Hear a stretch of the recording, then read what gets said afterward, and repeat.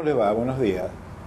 Hoy entramos de lleno a un tema que ya habíamos iniciado en una entrevista con el representante de ONU-SIDA en la República Argentina, que tiene que ver, evidentemente, con el HIV, con el SIDA, pero hoy estamos con quien es el director ejecutivo de la Dirección de SIDA y Enfermedades Transmisibles del Ministerio de Salud de la Nación, entidad que tiene a su cargo la coordinación de la prevención y acciones de tratamiento para un grupo de enfermedades, de infecciones, que tienen mucha más trascendencia de la que habitualmente se sospecha o se piensa, porque desde la irrupción del HIV, del SIDA, se concentró la atención en ese tema, pero bueno, dejemos que Carlos Van Stocco, que es quien dirige esta dirección, nos cuente al respecto. Carlos, gracias por la posibilidad de hacer este programa, porque nos pareció, como decía en la introducción,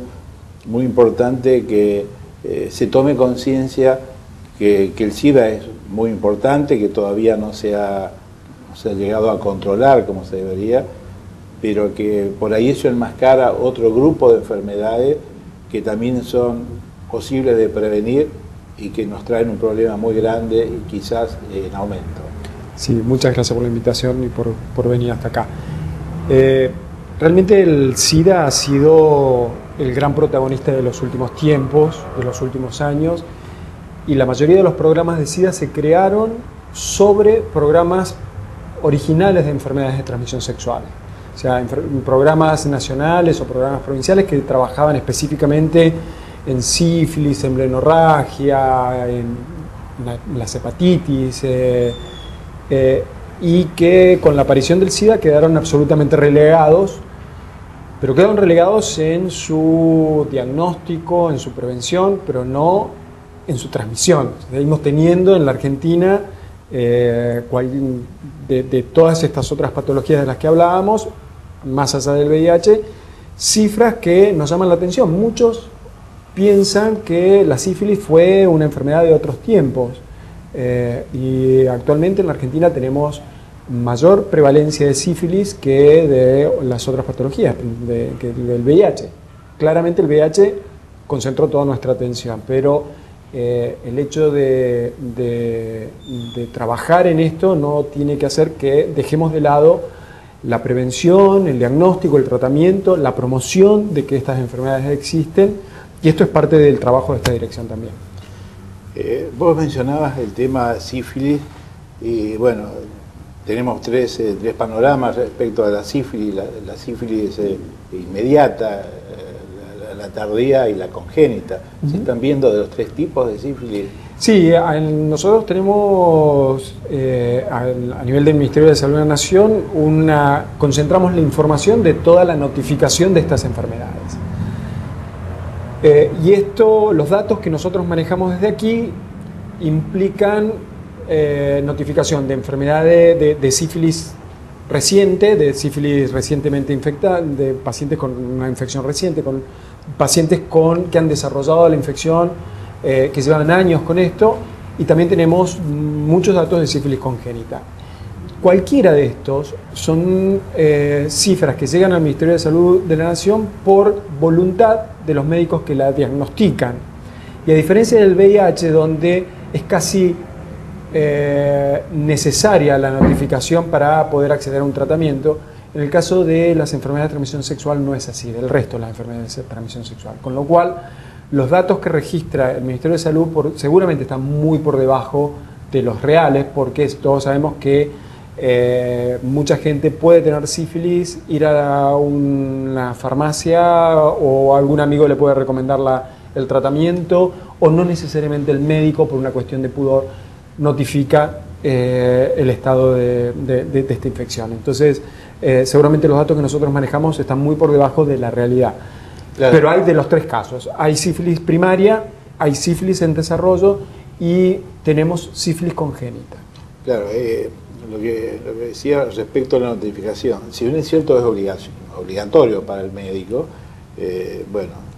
esa obligación nunca ha sido, me parece, fiscalizada como para que el médico se sienta además que debe hacerlo, controlado para hacerlo. Vos hablabas de sífilis, pero si hablamos de enfermedades de transmisión sexual, de las más comunes, de las más conocidas, como la gonocoxia, yo creo que está todavía menos comunicada, menos notificada, y eso es, bueno, importante que se tome conciencia que es una cosa muy fácil de transmitir, muy fácil de prevenir y también de tratar, pero librado a un mal tratamiento puede entrar con cepas resistentes, hay una producir esterilidad a largo plazo. Para que la gente sepa de qué estamos hablando, las uretritis son infecciones en donde a través de la uretra, que es el canal por donde sale la orina, tanto en el hombre como en la mujer, hay una infección en este lugar producido por distintos gérmenes. El más común se llama gonococo, hay otra que se llaman clamidias, que son parecidas, producen síntomas parecidos, no siempre iguales,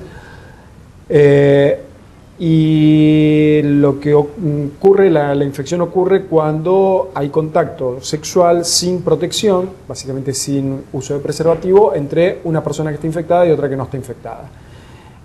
Unos días después de este contacto, lo que comienza a aparecer es una secreción a nivel de la uretra, que generalmente es dolorosa, es molesta, y que puede durar cierta cantidad de tiempo. En el caso de la uretritis gonocóxica, si no se realiza tratamiento, en general no desaparece, puede complicarse más, producir una inflamación de los testículos, una inflamación a nivel de los órganos internos de la mujer. En el caso de las clamidias, a veces es como un poco más, menos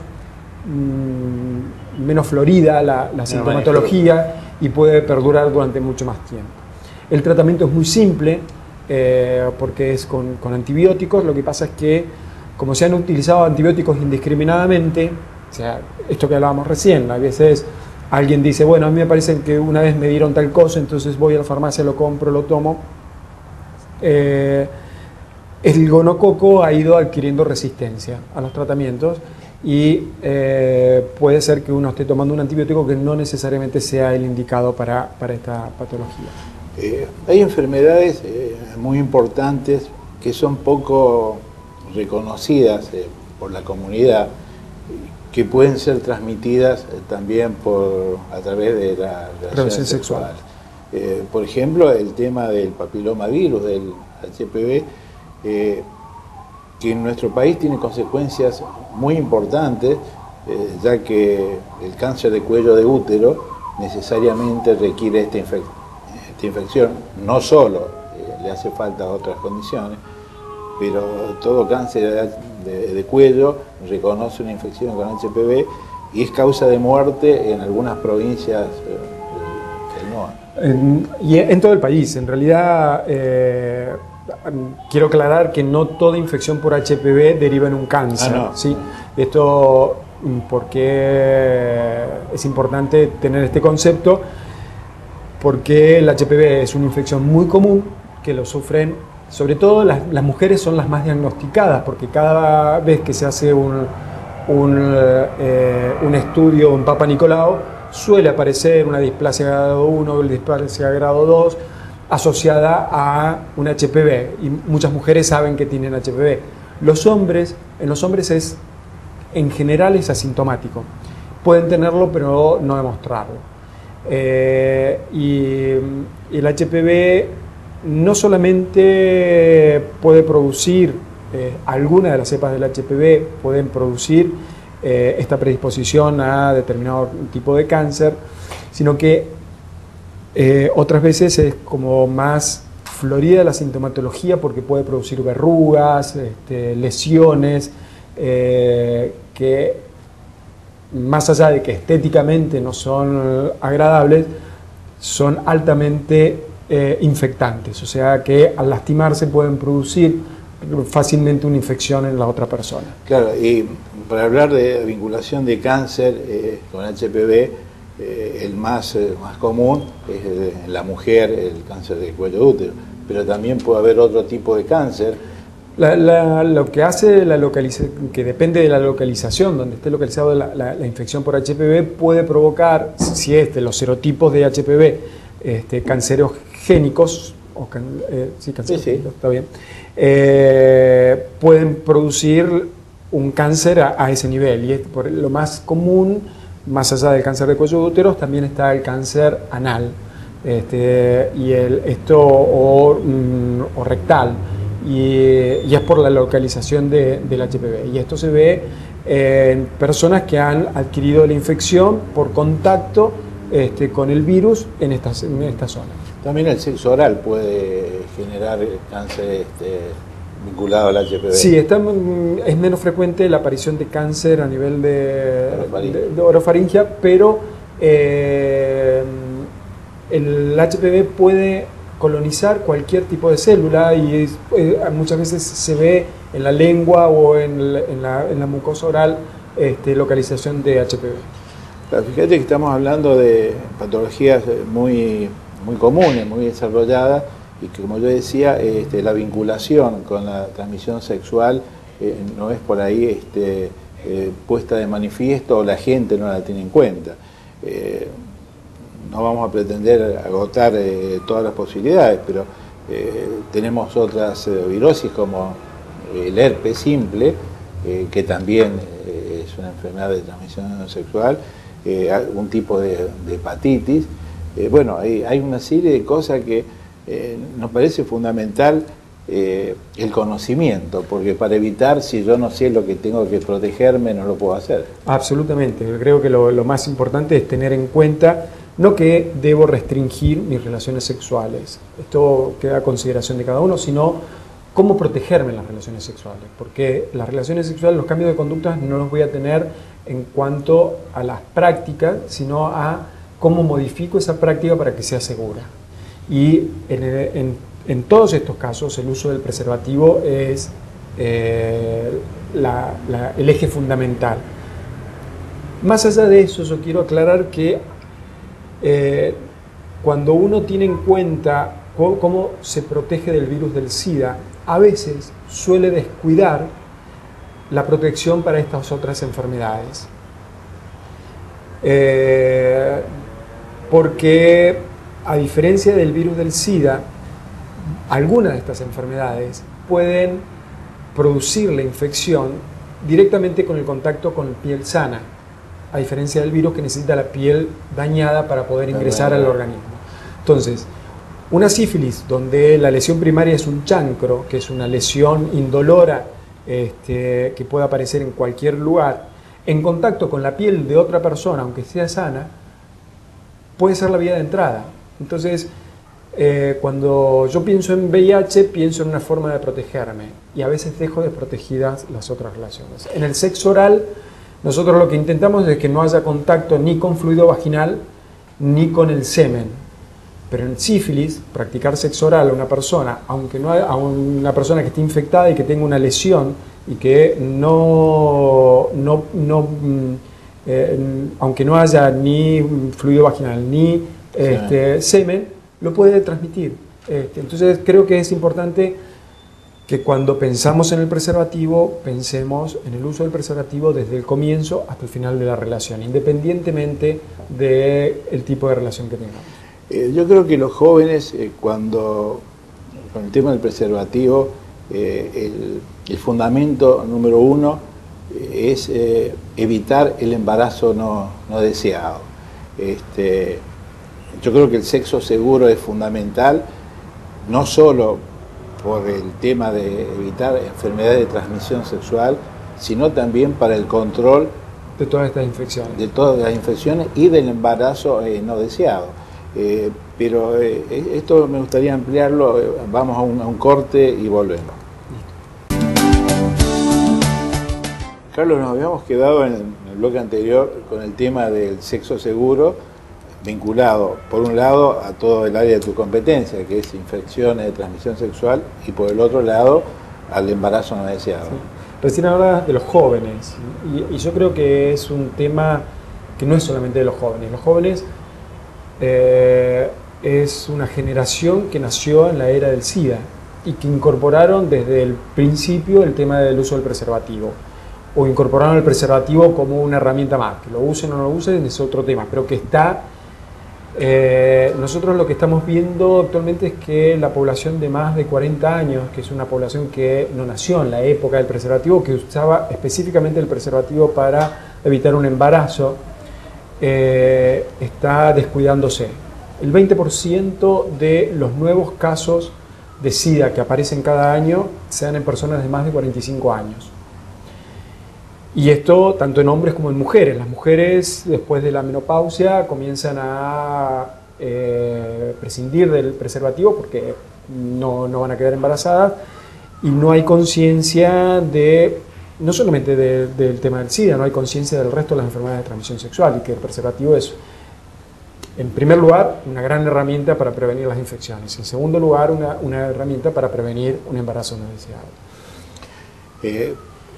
Todo esto yo creo que tiene una orientación directa a lo que es la educación sexual. Es decir, evidentemente uno habla de educación y lo guía a los primeros años, cuando empieza la educación formal, pero bueno, siempre hace falta educación, porque vos hablabas que hay generaciones que nacieron ya existiendo el SIDA y todos nosotros somos previos. Entonces lo que podemos aprender del SIDA lo tenemos que nos tienen que haber enseñado. Claro. Respecto a esa educación sexual, ¿cuál es la visión que vos tenés desde el punto de vista de lo que corresponde a la educación formal de las escuelas y lo que corresponde a la educación de la familia, la educación de los padres?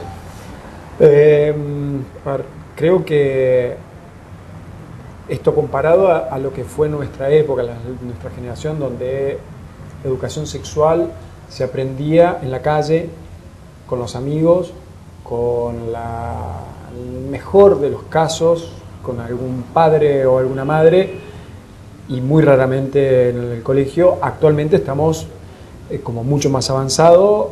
Las leyes de educación sexual, la ley de salud sexual y procreación responsable han estimulado a que en distintos ámbitos comience a trabajarse en temas de educación sexual. En lo personal creo que estamos lejos todavía de lo óptimo. Hay como bastante conciencia de que hay que incorporar el tema de educación sexual en las currículas de los colegios secundarios, pero si vemos que gran parte de nuestros jóvenes comienzan sus relaciones sexuales muy tempranamente, que gran parte de nuestros jóvenes se infectan tempranamente de VIH o de sífilis, lo que vemos es que si sostenemos educación sexual solo en los colegios secundarios, estamos llegando muy tarde. Y educación sexual implica un montón de cosas, no es estimular la sexualidad, es tratar de que los jóvenes tengan conciencia de los cuidados de su sexualidad. Y mientras antes lo incorporemos y lo más natural posible, lo más naturalmente posible, no como un tema como nos fue inculcado en nuestra época, creo que va a ser lo más simple. También es cierto que a lo largo de todos estos años ha habido un proceso donde también los docentes han ido cambiando, porque en algún momento se decidió, bueno, a partir de ahora los docentes tienen que dar educación sexual. Y muchas veces los docentes ni siquiera tenían ellos los conocimientos ni resueltos sus temas como para poder transmitir temas de educación sexual a los jóvenes.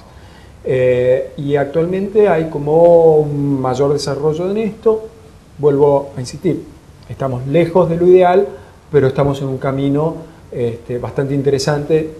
El Ministerio de Educación ha sacado materiales en conjunto con el Ministerio de Salud, materiales que sirven para la educación de la familia, para la educación de los docentes, para que puedan tener la apertura como para poder hacer la educación de los jóvenes.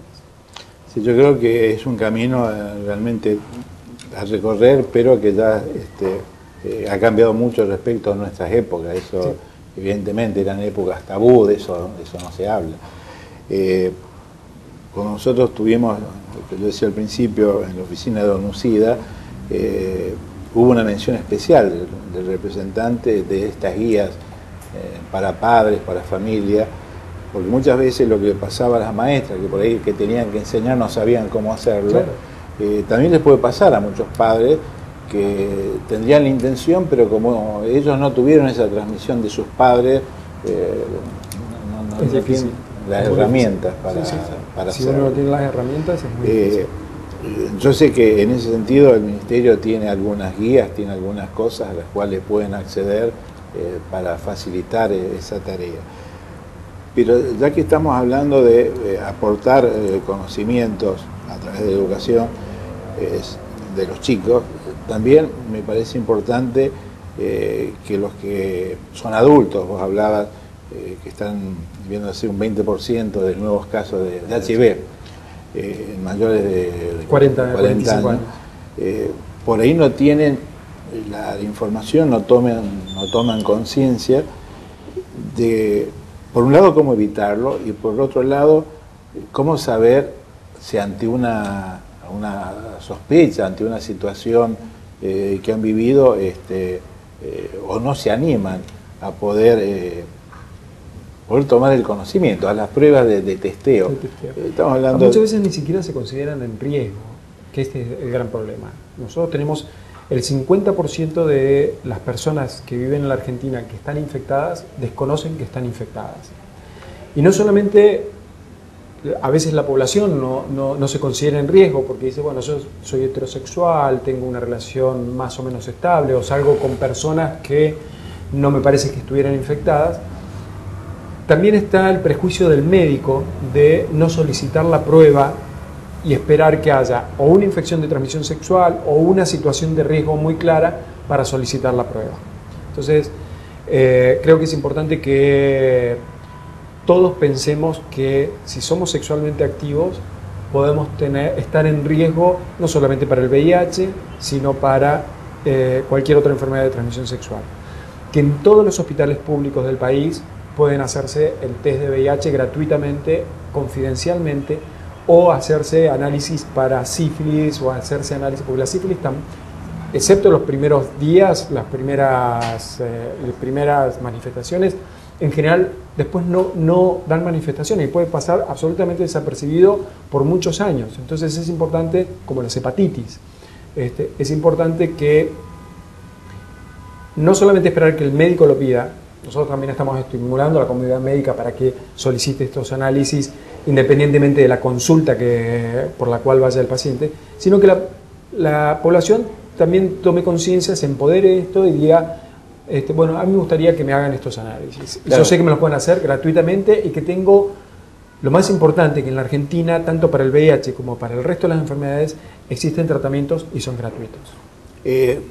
Respecto a la conducta del médico, yo creo que es importante que la gente tenga en cuenta que ese análisis tiene que ser autorizado por el propio paciente, que los resultados por ley son confidenciales.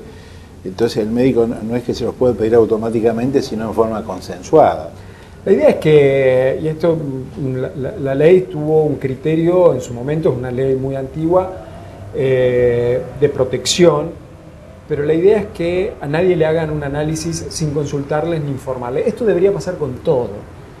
A mí el médico me tendría que explicar para qué me hace una glucemia y qué significa el resultado de la glucemia. No claro, que le quede para claro. Y esto también tiene que ver con eso. El claro, VIH, porque acá podría ser discriminativa. Absolutamente, por cualquiera de estas. Pero la idea es que si me van a hacer un análisis de VIH, que yo sepa que me van a hacer el análisis, que no me lo hagan en un preocupacional para un trabajo, que sepa para qué me lo van a hacer y qué significa el resultado. Porque, ¿y cuál es la importancia? ¿Y cuál es la importancia de ir a retirar el análisis? Si tenemos dudas, hay un 0800, es 0800 33 33 444. Pueden llamar, es confidencial, es gratuito, pueden llamar desde cualquier lugar del país y hacer las consultas que necesiten, de VIH o de cualquier enfermedad de transmisión sexual. Pero tomemos conciencia de que tenemos que hacernos el análisis. Claro, muchas gracias.